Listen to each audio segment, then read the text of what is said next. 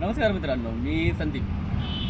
परत आज मी एक नवीन व्हिडिओ घेऊन आलेलो आहे आपल्यासाठी, जो की आर्टिगाशी रिलेटेड आहे. आर्टिगा माझ्याकडे पेट्रोल पण आहे, डिझेल पण आहे, प्लस पेट्रोल CNG पण आहे, VDI पण आहे आणि ZDI पण आहे. तर चला तर बघूया आपण आज आर्टिगाबद्दल.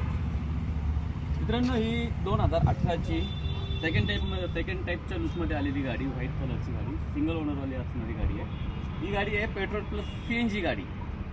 त्याचबरोबर सिल्वर कलरमध्ये असणारी 2013ची गाडी, सिंगल ओनरमध्ये ZDI म्हणजे एअरबॅग, मॅक्सवेल, ABS असणारी ही गाडी आहे.